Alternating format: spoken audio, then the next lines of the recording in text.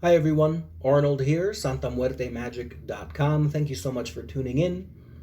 Today's video is audio only. I'm not sure if this will be permanent, but let me know what you think about it either way. The topic of today's video is petitioning Santa Muerte on behalf of other people. One of the questions I've received through the website is about petitioning Santa Muerte on behalf of another person, asking Santa Muerte to intercede in a positive way in another person's life. The question that inspired this video was posed to me something like this. If I pray to Santa Muerte for a healing on someone else's behalf, should I tell the person that I petitioned, or should I not even mention it? Would telling them or not telling them give the petition more power? Is something like this even allowed in the tradition of Santa Muerte? Let's take that last part first. In terms of how this might be viewed by Santa Muerte, whether or not it is quote-unquote allowed to petition on someone else's behalf, I fall back on one of my pillars of Santa Muerte devotion, which is that Santa Muerte accepts us all. If Santa Muerte accepts us all, if she accepts all of us with the desires we have in our hearts, then she must also accept those of us who desire to help others, and those of us who would desire to use our relationships with Santa Muerte in order to help others. So in terms of the dynamic with Santa Muerte, there is nothing about the nature of Santa Muerte that should prevent you from asking for her help in any matter, whether for yourself or for somebody else. There is a long history in the tradition of Santa Muerte of asking Santa Muerte to positively intercede in the lives of third parties. As to petitioning Santa Muerte on behalf of a third party and how it might impact the power of the petition if you tell or do not tell the third party about it, my answer to that question is that it would completely depend on the sensibilities or general beliefs of the third party. And let me tell you what I mean by that. So my parents, spiritually speaking, were complete opposites. My mother was raised for many years by her grandmother, my great-grandmother, who was a healer woman who practiced a blend of Mexican and indigenous folk magic, and that was the environment my mother was exposed to when my mother was a little girl. As my mother grew up, she would keep those practices and beliefs alive in her life. I remember when we moved into a new home, my mother invited curanderas, or what you might call shamans, or wise women, to bless and cleanse the home. It was my mother who visited and still visits tarot readers working out of local botanicas or spiritual supply shops. It was my mother who purchased for me my first limpia, or spiritual cleansing. So that is the type of woman my mother is and always has been for as long as I can remember. My father, who despite being very tolerant and open-minded, would have told you that all of the spirituality and folk magic was bullshit. He was a businessman, he was good at making money, he pursued material success, he believed in what he could see. He was more tolerant and open-minded, so even though he was not convinced by my mother's beliefs or practices, he never sought to change her mind or make her stop.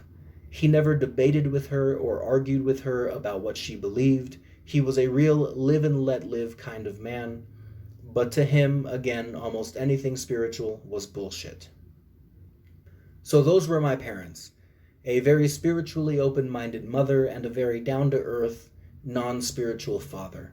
What I like to tell people is that I was basically raised by the Latin American version of Dharma and Greg.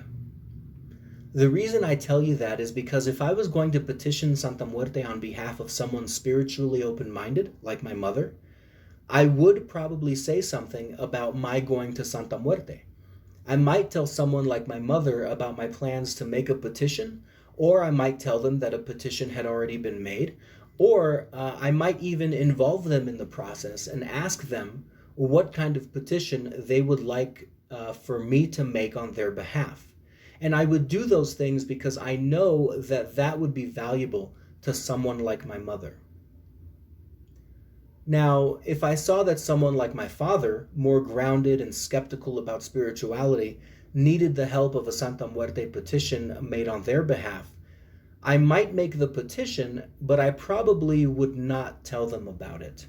And I would not see a need to tell someone like my father about the petition, because I know that, for example, with my father, if I told my father that I petitioned Santa Muerte on his behalf, even if he smiled about it, even if he thanked me for it, I know that in his mind he would immediately dismiss it as bullshit. And I do not see the value of creating that kind of negative thought in the mind of someone who I think is in need of help. Much less so if I thought that that person would be offended by the idea of my petitioning Santa Muerte on their behalf. So whether it's more powerful to tell someone or not tell someone that you had petitioned or were going to petition Santa Muerte on their behalf, it would really come down to that person, to the third party you're dealing with. If the person was someone like my mother, a spiritual person, a magical person, especially if the person was themselves a devotee of Santa Muerte, then I think telling that person would give power to the petition, because I think it would create a positive energy, a gratitude in that person's mind, which if they are someone in need of help, I don't think it would hurt. If the person was someone like my father who thought it was all bullshit, or maybe didn't think it was bullshit but thought it was evil, then I think not telling the person would give power to the petition. Because why create a negative thought where one does not need to be created?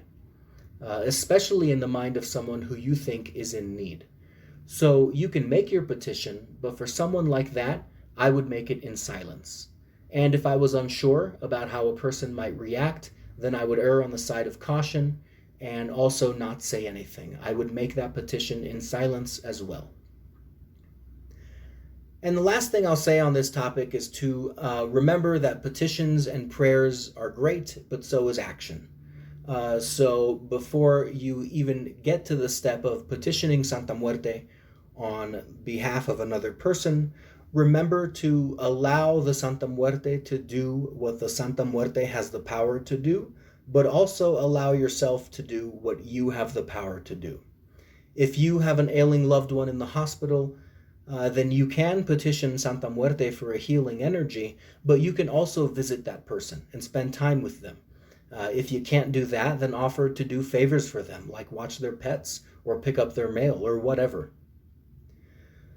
With that, I think I'll start wrapping up the video. Basically, if you are moved to petition Santa Muerte on someone else's behalf, it's not a problem for the Santa Muerte, because Santa Muerte accepts us all, even those of us who wish for her to help others.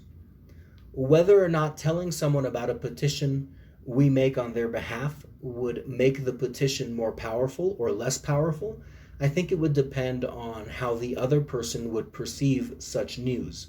If you think knowing about your petition would put the person in a positive state of mind, then I think you should tell them. But if knowing about your petition would put the person in a negative state of mind, or if you really don't know how the person would react, then I would not tell them. And the final point I made was to not fall into the trap of thinking that magic is the only way to help someone. If you are so moved to take a spiritual action, then I would implore you to also take a physical action. Whatever, volunteer, send money, send $1, organize people, make phone calls, it doesn't matter. Hopefully I've explained everything clearly, but as always, let me know if you have any questions. You can reach out through the contact form on the website, through the Patreon messenger system, and there is also the Discord chat server. Thanks so much for listening. Until next time. Bye.